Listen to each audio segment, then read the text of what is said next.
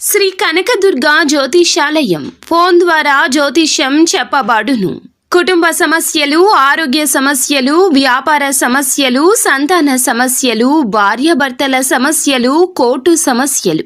మీరు ఎన్నో సమస్యలతో బాధపడుతున్నారా? అయితే ఒక్కసారి మా గురువు గారిని సంప్రదించండి. గురూజీ శివశక్తి రాజు 100% స్త్రీ పురుష వశీకరణం చేయబడును. మీకు ఎటువంటి గుప్త సమస్యలు ఉన్నా 100% పరిష్కారం చూపబడును. Phone number 9764639967. ఈరోజు మీ కర్మ జరిగేది ఇది, ఇలాగే జరగబోతోంది. అనుకునే విధంగా ఇలా జరగబోతుందని పండితులు చెప్తున్నారు. ఏం జరగబోతుంది, గోచార రీత్యా ఎలా ఉండబోతుంది అనే వివరాలు వీడియోలో తెలుసుకుందాము. వీడియో మీకు నచ్చితే తప్పకుండా ఒక చిన్న లైక్ అయితే చేసి మమ్మల్ని సపోర్ట్ చేయండి. ఇక ఆలస్యం లేకుండా వీడియోలోకి వచ్చేద్దాము. ఓం శ్రీ మాత్రే నమః. ఓం శ్రీ వారాహిదేవియే నమః. ఈ రాశి వారికి ఈ రోజున అనుకొని శుభవార్త రాబోతుంది. ఇది మీ కర్మ ఫలితము, మీ మంచితనము, మీరు చేసిన పుణ్య ఫలితము, అలాగే మీ జీవిత భాగస్వామ్యం చేసిన ఎన్నో పూజల కారణంగా కూడా ఇటువంటి ఫలవంతమైన రోజుగా చెప్పడం జరుగుతుంది. ఈ శుభవార్త వినకపోతే నిజంగా మీ అంత దురదృష్టవంతులు మరొకరు ఉండరని చెప్పుకోవచ్చు. కానీ దీన్ని మాత్రం మీరు దక్కించుకుంటే నక్కతోక తొక్కినట్లుగా ఉంటుందని చెప్పొచ్చు. ఖచ్చితంగా 100% కూడా ఒక వివాహం కానీ ఒక స్త్రీ కారణంగా మీ కుటుంబంపై జరిగేది తెలిస్తే నిజంగా మీరు షాక్ అవుతారు. ఈ వీడియో కంట పడింది అంటే పరమేశ్వరుని అనుగ్రహం మీ యందు ఉంది కాబట్టి ఈ వీడియో కంట పడిందని భావించండి. వీడియో చివరి వరకు చూడండి. ఓం నమ శివాయ అని కింద కామెంట్ రూపంలో చెప్పి మాకు సపోర్ట్ చేయండి. ఈ రాశి వారి గురించి ఇప్పుడు తెలుసుకుందాము. అసలు నిజం మాట్లాడాలి అంటే వీరి గురించి అని చెప్పొచ్చు. గతం గతహ అని చాలా వరకు మర్చిపోతూ ఉంటారు. అలాగే మర్చిపోవాలని ప్రయత్నిస్తూ ఉంటారు. మనసుని సిద్ధం చేసుకునే పద్ధతి వీరికి ఒకటి ఉంటుంది. అలా మనసుని సిద్ధం చేసుకోవాలని ప్రయత్నించినప్పటికీ కొన్ని జ్ఞాపకాలు అయితే అడుగడుగున వీరిని వెంటాడి వేధిస్తూ ఉంటాయి. చిన్నదానికి కూడా, గోరంత దానికి కూడా కొండంతగా ఆలోచిస్తూ భయపడిపోతూ ఉంటారు వీరు. నాకేదో జరిగిపోతుంది, నేనేదో అయిపోతాను, లేదంటే నేను చచ్చిపోతాను, నా పిల్లలకు ఎట్లా, లేదంటే నా బిడ్డల భవిష్యత్తు ఏమిటి, ఇలాంటి ఆలోచనలు అస్సలు మీరు ఇక పెట్టుకోవద్దు. ఏమీ కాదు, మన ధైర్యమే మనకి శ్రీరామరక్ష. ఈ ధైర్యంతో పాటు ఆరోగ్యము, ధనము కూడా తోడైతే ఆ మనిషిని మించిన అదృష్టవంతులు మరొకరు ఉండరు. ఇక ఆ అదృష్టవంతులు మీరే అని చెప్పుకోవచ్చు. ఎందుకంటే పరమశివుని అనుగ్రహం మీ పైన ఉంది. కానీ దక్కించుకోవడం అనేది మీ చేతుల్లోనే ఉందండి. అలా కాదు, మేము ఎప్పుడూ కూడా మూడవటిగానే ఉంటాము, ఏదో ఒకటి ఆలోచిస్తూ ఉంటాము, అతిగా ఆలోచన చేస్తూనే ఉంటాము, మాతో గొడవలు పడే వారితో మేము గొడవలు పడుతూనే ఉంటాము, మాకు ఈ లైఫ్ అనేది ఇంతే, గొడవలతోనే బాగుంటుంది, గొడవలతోనే మేము టైం పాస్ చేస్తాము, మాకు ఏ ఆరోగ్యం వద్దు అనుకుంటే అది మీ చేతిలోనే ఉంటుంది. ఇప్పుడు గొడవ పడ్డమంటే ఒక కోపం అనేది మన మనసులోకి, మన శరీరంలోకి ఎంటర్ అయ్యింది. మన శరీరంలో ప్రతి అవయవం మీద కూడా అది ప్రభావం చూపిస్తుంది. కేవలం ఆ ఒక్క కోపం మనసుని, మెదడుని డిస్టర్బ్ చేస్తుంది. గుండె ఆరోగ్యానికి మంచిది కాదు, పొట్ట ఆరోగ్యానికి కూడా అంతకంటే మంచిది కాదు. మరి పొట్ట, గుండె హెల్దీగా లేకుంటే మనం ఎలా బ్రతుకుతాం చెప్పండి? కాబట్టి మీ శత్రువు లాంటి ఈ కోపాన్ని ఎంత దూరంగా ఉంచేది మీకు అంత మంచిది అనే విషయం గుర్తుంచుకోండి.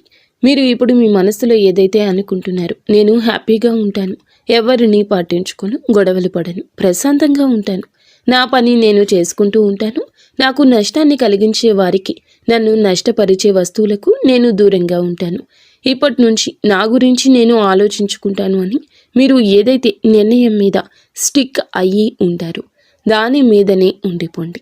అలా ఉంటే, దాని మీదనే ఉండిపోతే నక్కతోక తొక్కినట్లు అన్నీ కలిసి వస్తాయి. అలా కాకుండా మేము గొడవలు, మనస్పర్ధలు వాటితోనే ఉంటాము, ప్రతి ఒక్కరితో ప్రతీకారం తీర్చుకుంటామని చెప్పి అనుకుంటే నిజంగా ఇంకా ఇది మీ కర్మే అని చెప్పుకోవచ్చు. కాబట్టి ఏదైనా మీ చేతుల్లోనే ఉంటుంది.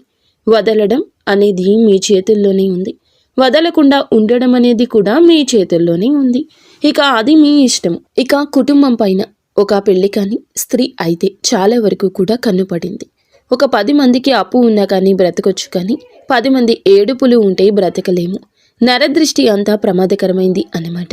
కాబట్టి ఆ స్త్రీ ఎవరు అని అంటే కనుక మీ యొక్క రక్త సంబంధం కాదు, మీ యొక్క బంధువుల్లోని ఒక పెళ్లి కాని అమ్మాయి, కాకపోతే వయసుకు వచ్చిన అమ్మాయి, పెళ్లి వయసుకు వచ్చిన అమ్మాయి.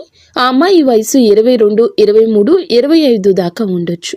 తను ఏమిటి అంటే గనక మీ యొక్క వ్యక్తిగత విషయాల గురించి ఎప్పుడు కూడా తెలుసుకుంటూ ఉండడం, మీ మీద పడి ఏడవడం, మిమ్మల్ని చూడలేకపోవడం, మీ కుటుంబం మీద పడి ఏడవడం, వారి యొక్క తల్లిదండ్రులు, వారి యొక్క కుటుంబ సభ్యులు కూడా అమ్మాయికి సపోర్ట్ చేయడం, ఇంకాస్త ఎక్కించి చెప్తూ ఉండడం, దానివల్ల ఇంకాస్త ఆ అమ్మాయి ప్రభావితం ఎక్కువ అవడం, ఆ కన్ను అనేది, ఆ ఏడుపు అనేది మీ యొక్క కుటుంబ సభ్యుల్లో ఉన్న ఆ అమ్మాయి వల్ల కూడా చాలా వరకు కూడా మీకు నష్టం జరుగుతుంది. తను ఏమిటి అంటే గనక అవసరాలకు మాత్రం మీ వద్దకు వచ్చి అవసరాలు తీరిపోయిన తర్వాత మిమ్మల్ని పక్కకు నెట్టేసి చాలా వరకు కూడా తన యొక్క దారుణమైన ఆ బుద్ధిని మీ దగ్గర ఎప్పటికప్పుడు చూపిస్తూనే ఉంది.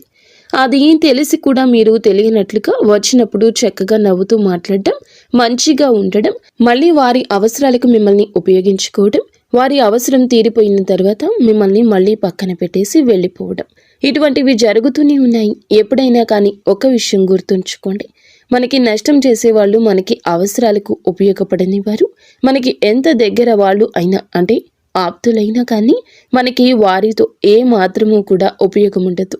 కాబట్టి అటువంటి వారిని ఉపయోగించుకోకుండా వదిలిపెట్టడమే మంచిది. మీకు ఎందులో కూడా వారు ఇంపార్టెన్స్ ఇవ్వనప్పుడు, మీకు ఇవ్వాల్సిన అవసరం కూడా లేదు అనే విషయం వారు ప్రూవ్ చేస్తున్నప్పుడు ఈ విషయాన్ని గుర్తుంచుకోండి. అది ఎవరైనా కానీ, ఎంత పెద్దవారు అయినా కానీ మీరు ఈ విషయాన్ని మీరు మాత్రమే తప్పక గుర్తుంచుకోవాలి. ఎందుకంటే ఇది మీ జీవితం. మీ జీవితంలో మీరే పైకి రావాలి. మీరు నష్టపోతే మీతో పాటు కుటుంబం కూడా నష్టపోతుంది. ఈ విషయాన్ని ఇక గమనించండి. ముఖ్యంగా ఈ రోజున మీకు వృత్తిపరంగా, ఉద్యోగపరంగా, వ్యాపారపరంగా, చిన్న పెద్ద బిజినెస్ల పరంగా, అన్నింటి పరంగా కూడా అనుకూలంగానే ఉంటుంది. చాలా హ్యాపీగా ఈ రోజు అయితే గడిచిపోతుంది. ఎటువంటి ఇబ్బంది ఉండదు, ఎటువంటి సమస్య ఉండదు. కాకపోతే సమస్యలు ఉండవంటే ఉండవు అని చెప్పము, కానీ ఇక్కడ కొంచెం భార్యాభర్తల మధ్య ఇష్యూస్ అయితే కనిపిస్తున్నాయి. కోపం, గొడవలు జరగవచ్చు. అలా వచ్చి ఇలా వెళ్ళిపోతాయి.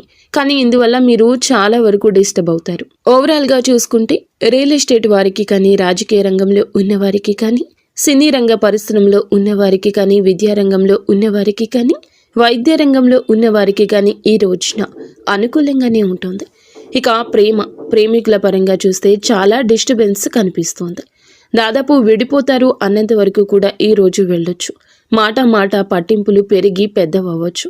ఎవరికైనా కోపం వస్తే ఎందుకు వస్తుంది, ఇవన్నీ కూడా అంచనా వేసుకుని జాగ్రత్తగా మాట్లాడుకోండి. లేదు ఈ బంధం వేస్ట్ అని చెప్పి పూర్తిగా విడిపోదాం అనుకుంటే ఇక మీ ఇష్టం. ఏదైనా కానీ గతాన్ని తలుచుకొని ఈ సమయంలో ఏది ఎంతవరకు మంచి, ఎంతవరకు నాకు నష్టం జరుగుతుంది, ఎంతవరకు నాకు లాభం జరుగుతుంది, ఎంతవరకు ఇవన్నీ కూడా అంచనా వేసి దానికి తగ్గట్లుగా ఒక అడుగు ముందుకు వేయండి. లేకపోతే వదిలి వేసేయడమే మంచిది. ఈ విషయంలో అయితే ఇక అంతా బాగానే ఉంటుంది. విద్యార్థులకు కూడాను కష్టపడితే అంటే కష్టపడినంత దానికి ప్రతిఫలితం అయితే తప్పకుండా వస్తుంది. ప్రతిదానికి కష్టం అని చెప్తున్నారు. లైఫ్ అంతా కష్టమేనా అని చెప్పి అడుగుతారేమో. ఏమీ లేదండి, కష్టం అంటే మన జీవితంలో ఒక భాగం అన్నమాట. ఆ కష్టమే మనకి ఎన్నో సుఖాలు ఇస్తుంది, ఎన్నో ఆనందాలు ఇస్తుంది. కొంత సమయం వరకు కష్టపడాలని చెప్పి మనం ఆ పని అందు పెట్టుకుంటే అంతవరకు కష్టపడితే సరిపోతుంది. మిగతా జీవితం హ్యాపీగానే ఉంటుంది, మిగతా సమయం హ్యాపీగా ఉండొచ్చు. కాబట్టి కొంచెం కష్టపడితే ఫలితం ఎక్కువ వస్తుంది అనే విషయం గుర్తుంచుకోండి. ఇక అంతేనండి, ఈ రోజున ఎటువంటి ఇబ్బంది అయితే ఉండదు. నరదృష్టిని దూరం చేసుకునే ప్రయత్నం చేయండి. శివునికి వారంలో ఒక్కరోజైనా అభిషేకం చేసే ప్రయత్నం చేయండి. అందువల్ల మీకు చాలా వరకు కర్మ దోషాలు, జాతక దోషాలు, ఏలిన నాటి శని దోషాలన్నీ క్లియర్ అయిపోతాయి. ఎందుకంటే శివుణ్ణి దాటి ఏ గ్రహము కూడా ఏమీ చేయలేదు. ఒక విషయాన్ని గుర్తుంచుకుంటే చాలన్నమాట. అయితే అర్థమైంది కదండి, ఈ రాశి వారికి ఈ రోజు ఎలా ఉంటుందో, ఎటువంటి ఫలితాలు కలగబోతున్నాయో, కర్మ ఫలితాల నుండి తప్పించుకోవాలంటే చేసుకోవాల్సిన పరిహారం, అలాగే చేసుకోవాల్సిన దేవత ఆరాధన, ఇవన్నీ మీకు నచ్చాయని మేము అనుకుంటున్నాము. వీడియో నచ్చితే మరొక్క మారు చెప్తున్నామండి, వీడియో నచ్చితే తప్పకుండా లైక్ చేసి నలుగురికి కూడా ఈ వీడియోని షేర్ చేయండి. ధన్యవాదాలు.